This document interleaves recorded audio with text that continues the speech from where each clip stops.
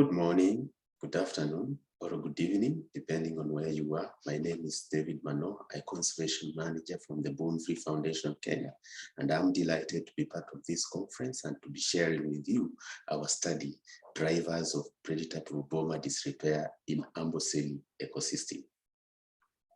I want to start by recognizing that human-wildlife conflict is a global problem and is on the rise because of various factors, including rapid human population growth, land fragmentation, global warming and climate change, and conversion of wildlife habitat to commercial developments. All these factors lead to close proximity of people and wildlife, resulting to various problems such as human death and injury, livestock predation, crop raiding, and even retaliatory killings of vulnerable species such as lions. In Amboseli Ecosystem, where this study was conducted, livestock predation and retaliatory killing of predators such as lion can be very high. For instance, in the year 2006, it was documented that the ecosystem had lost an average of 18 lions between the year 2001 and 2006. And it is because of such problems that conservation organizations such as the Bone Free Foundation have come up with various approaches to mitigate the conflict. This study focused on the Predator-Proof Bomas. Boma is a Swahili word that means a homestead. Predator-Proof Boma initiative was launched back in 2010 by the Bone Free Foundation, and it entails converting traditional bomas into predator-proof status using strong posts, rolls of chain link, flattened oil drums as a door, and recycling the acacia thorn bushes that the community have traditionally used. Then the community contributes between 25 and 50% of the overall cost of the construction of the boma. And this initiative has been found to be effective in reducing nighttime livestock predation by 91%, and it also reduces the number of times that the community have to guard their livestock at night from every day to 1 day a week.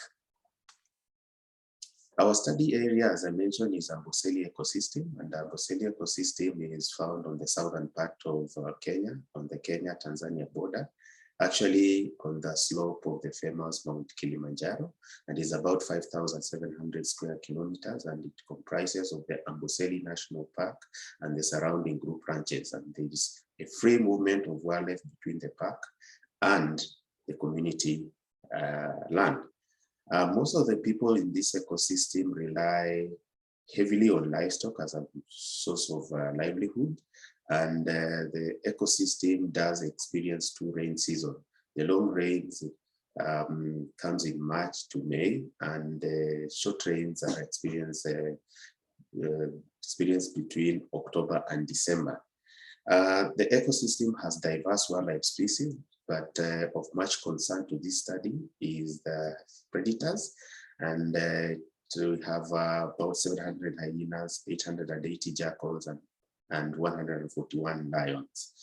The human population in the ecosystem is increasing at a very fast rate, and this is because of the influx of the agrarian community who are moving to this ecosystem to do crop farming.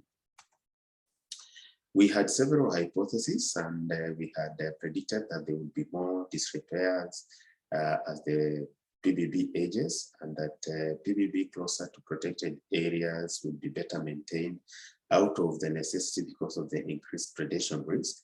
And we have also predicted that PPB with higher livestock densities would experience higher level of disrepair. And finally, we had predicted that a higher cost share percentage would reduce the PPB disrepair because of the financial stake involved.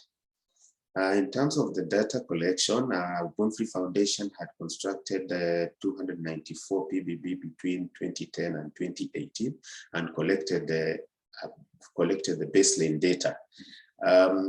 In 2018, in August, we sampled 18 Predator-Proof Bomas that we had randomly selected using the Microsoft Excel, and interviewed the head of the homestead and recorded the cause of the damage, age of the boma, the cost share that they had contributed, as well as the livestock number.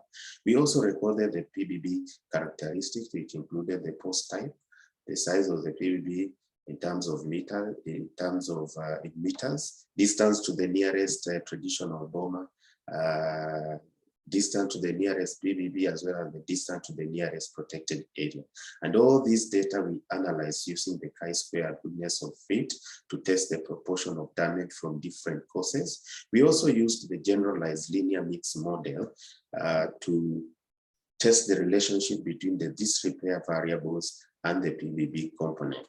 And we got very interesting results. In terms of boma characteristic, the mean number of livestock per PBB was 226, and each PBB was about 223 meters in circumference, and PBBs were about 2 kilometers from the nearest PBB, and on average 17.68 kilometers from the nearest protected area.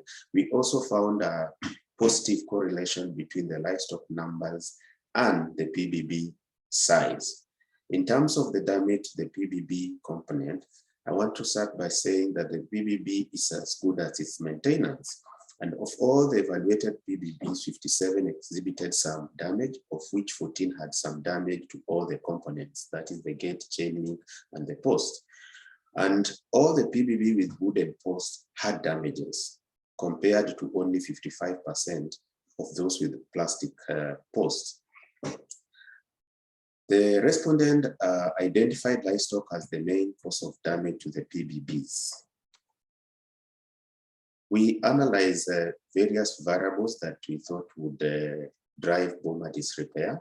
And out of all the variables that we analyzed, we found out that damage to the PBBs was driven by livestock density, boma type, boma post type, as well as the distance to the nearest predator-proof boma. All these variables had a p-value of less than 0.05. Specifically, the proportion of the damage component and the damage post decreased in bomas with higher livestock densities. And plastic posts were less likely to be damaged compared to the wooden post.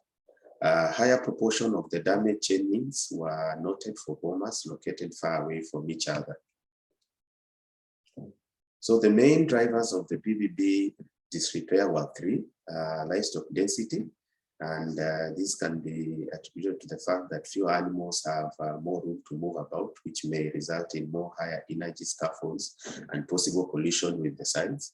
And the fact that keeping more livestock is an asset to the pastoralists, and those with high number of livestock have higher financial muscles and are able to upkeep their PBBs.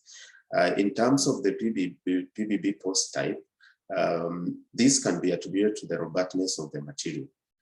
Wood is prone to rot and consumption by termites, while a recycled plastic post results in a stronger structure and less damage to other boma components. Also, the recycled plastic posts are more durable and they are termite resistant. Distance to the nearest PBB was found to drive disrepair, with a greater distance to the PBB related to higher levels of disrepair, whereas clustering of traditional boma had no influence. And this can be attributed to the fact that neighbors who own predator-proof boma may share knowledge and assist each other in maintaining their bomas, offering skills or tools that are offered by the bone-free program during the construction and training on how to maintain their boma. Therefore, this study demonstrates the importance of social factors in conservation initiative. Social factors can influence the continuity and sustainability of the conservation initiative. We, however, want to point out that it is likely that some factors beyond this study could have also contributed to the boma disrepair, and therefore we propose more studies to look into other factors, as disrepair is a combination of many factors. That I want to acknowledge the Amboseli Ecosystem community who gave us the information, the Bone FIFA supporters, Kenya Wildlife Service, the Big Life Foundation. With that, I want to say thank you very much for your time, and I welcome you for the Q&A session.